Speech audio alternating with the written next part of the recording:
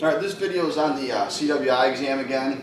I already did a couple. This is going to be my last one, then we're going to get back to doing some welding stuff. But there was a couple things that I forgot to mention on the first video, and after I saw my itemized results list, which is a list they give you, the AWS sends you of what was on your exam when you took it. And I'll take another shot of that actual list, and you can see how many questions were on each category, whether it be qualification or pre-qualification or fabrication.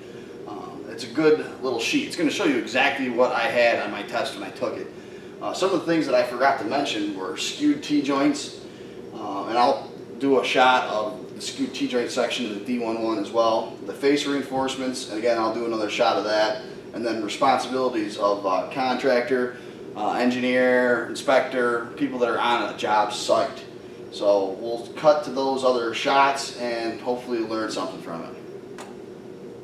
Alright, this is the first section we have on here on skewed T-joints with fillet welds. It's in section 2.3.5.2 on page 6 of the structural steel D1.1 welding code. And you can see right there, the main thing I've highlighted, the shop drawings shall show the detailed arrangement of welds and required leg size to account for the effects of joint geometry. And it kind of goes into where appropriate the Z-loss reduction. So basically, it's just telling you that in order to be a skewed T-joint, the angle has to be below 80 degrees and above 100 degrees. If you're in between 80 and 100, that's considered not a skewed T-joint. We'll head on to the next section here. This is the section that has the most information on skewed T-joints. It's the next page, page 7. It's 2.4.3, and it says skewed T-joints. And in the general, it says T-joints in which the angle between joint parts is greater than 100 or less than 80 shall be considered a skewed T-joint. You scroll down a little bit. Welds in acute angles between 80 and 60, and in obtuse angles greater than 100. And you can see it says the contract documents shall specify the required effective throat. Also placement of welds and the required leg dimensions. To be satisfied the required effective throat, you have to see Annex B. For the test, you probably won't have that on there because they don't have much on the annexes. Then it goes angles between 60 and 30.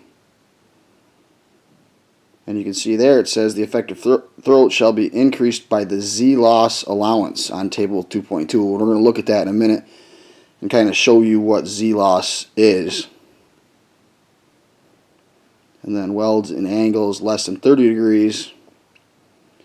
Welds deposited in acute angles less than 30 degrees shall not be considered as effective in transmitting applied forces except for the modified tubular structures. So basically, when you get less than 30, it's considered too sharp of an angle, and then it's no good. Then your effective length of the skewed T-joint, and it says it shall be the overall length of the full size of the weld. It's pretty basic, so it's just the length of the weld. And it continues on to the next page, page 8. We'll go to that now. Alright, now we're on page 8, the effective throat of skewed T-joints. And if it's between 60 and 30 degrees, it shall be the minimum distance from the root to the diagrammatic face less the Z-loss reduction dimension. And we're going to look at that Z-loss again here in a second. You can also see it's going back to the 80 and 60, and then greater than 100 shall be taken from the shortest distance from the root, or the joint root, to the weld face. So that's going to give you your effective throat. Then your effective area is very simple. It's just your effective throat multiplied by the effective length, which was just the length of the weld. So now we're going to go look at our tables and figures here. And you can see here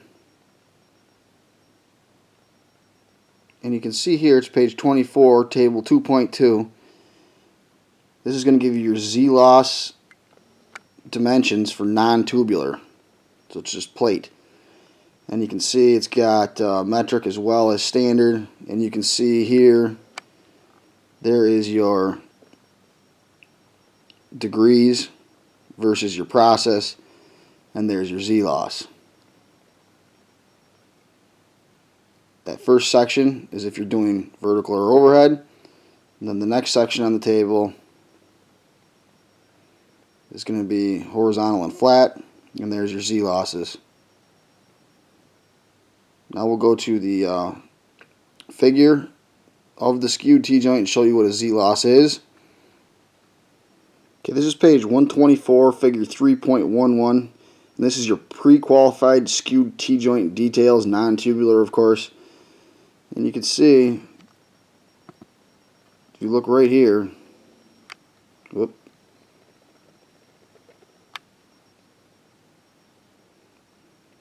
if you look right here, that Z right there, there's your Z-loss. So it's going to assume that your angle is too tight to get in to the very base of the root.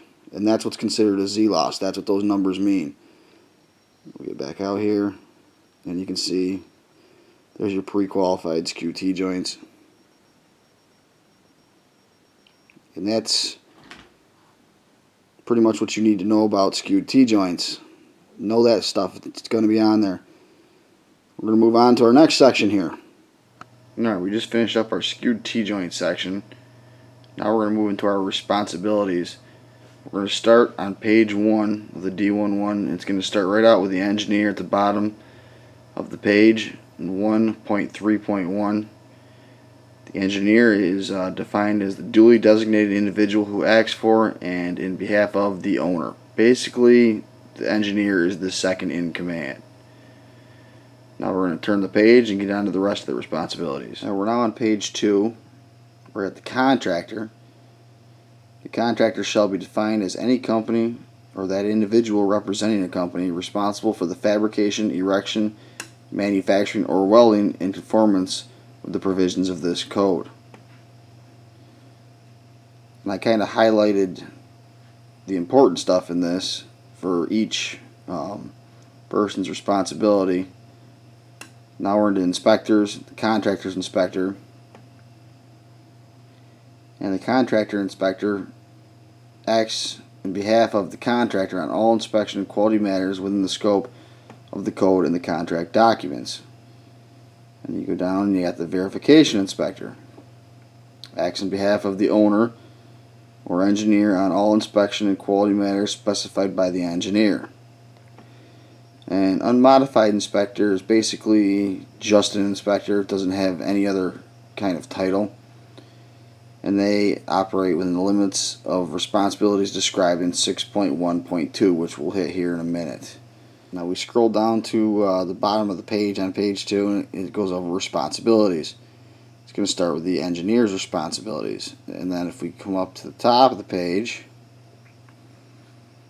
it's going to give a number of responsibilities of the engineer.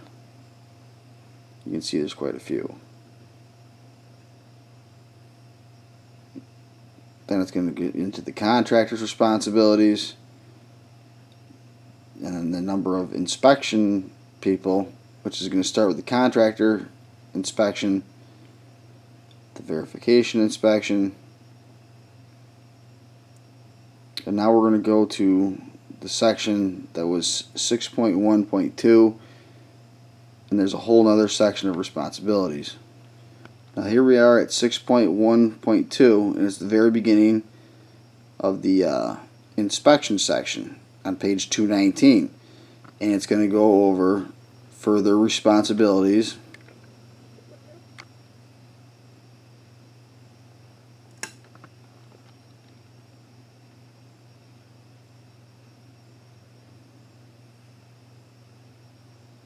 Alright, this is going to go over further responsibilities. So if you can't find the answer to a question in the first section, go to section 6, And you can see it's going to go over inspection and contract stipulations, contractor's inspection, and there's going to be more information on it, verification inspection, and then you're going to go over definition of inspector categories, which this is going to be on your test. Contractor's inspector. The inspector is the duly designated person who acts for and in behalf of the, we're going to go up here to the top, the contractor on all inspections and quality matters within the scope of the contract documents. Then it's going to go over your verification inspector. The inspector is the duly designated person who acts for and in behalf of the owner or engineer on all inspection and quality matters within the scope of the contract documents. And then the last one is just your inspector or inspectors, and it's without further qualification as to the specific inspector category described above, it applies equally to inspection and verification within the limits of responsibility described in 612, which we already kind of looked at. Basically reverts back to the very beginning over here, inspection and contract stipulations, and that just says for the purpose of this code, fabrication, erection, inspection, and testing and verification, inspection, and testing shall be separate functions. And that was the same section that it was referred to in the first section, in the general. Hopefully that makes sense, but that's where you can locate all the information for responsibilities in the D1.1. Alright, now we're going to look at groove weld reinforcement, and you can see it's in 5.24.3 groove welds. That's on page 205, and it says that groove weld reinforcement shall comply with table 5.9 and 5.10. The provisions below basically just saying that welds shall have gradual transition to the plane of the base metal surfaces. So let's fast forward to these tables and take a look at them. Alright, here we are at table 5.9, 5.10 is right below it on page 210. 5.9 is basically going to refer you to figures to see weld profiles. You really don't need to know that. We need to go to 5.10, and you can see 5.10 is weld profile schedules, and you can see right here they're in different schedules. Schedule A, less than or greater than 1 inch. The reinforcement minimum is 0 all the way down for the thicknesses, and the reinforcement max is listed right to the right of that. That's going to be 1/8 of an inch, 3/16 in your quarter. You can see I highlighted it. Now Schedule B is a little bit different. It goes to a C max or a C min, and that means convexity or concavity. Your C max is your convexity, and you can see that if it's less than 1 inch thick, it's 1/8 of an inch. If it's greater than or equal to 1 inch, it's up to 3/16. If you go down to Schedule C, it's less than or equal to 5/16.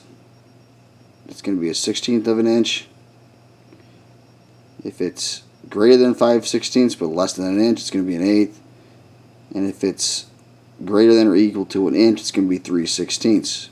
But of course, you see that C max has a little B next to it, which means it's going to have a footnote. And all it says for B is C shall not exceed R.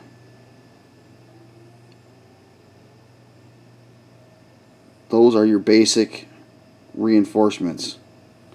Schedule D is something a little weird. You're probably not going to see that.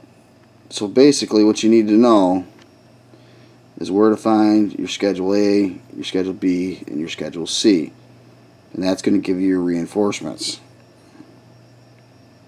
Alright, lastly, this is the itemized results for the test I took, and it's going to give you the number of questions for each section.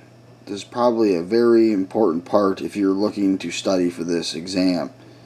Part A is fundamentals, and you can see weld examination, there was 15 questions. Welding performance, there was 15 questions. Testing methods, non-destructive, there was 14 questions. Safety, there was 8. Welding processes, there was 16. Brazing, there was 3. Definitions and terminology, there was 19. Heat control and metallurgy, there was 11. Symbols, welding, and non-destructive testing, there was 17. Duties and responsibilities, there was 8. Destructive testing, there was 7. Reports and records, there was 10. Soldering, there was 2. Cutting, there was 5, for a grand total of 150. Now the practical. Procedures and welder qualification, there was 14. Welding inspection and flaws, there was 18. Utilization of specifications and drawings, there was 5. Non-destructive tests, there was 5. Mechanical tests and properties, there was 4, for a grand total of 46. And now you're into your code part. Inspection 15, fabrication 15, qualification of skewed T-joints, there was 2, qualification, there was 13, material and design, skewed T-joints, there was 2, material and design, there was 3, for a grand total of 50. Hopefully all that made sense. If you have any questions, go ahead and throw them in the comments. And thanks for watching and subscribing to TV Weld. Good luck on your test.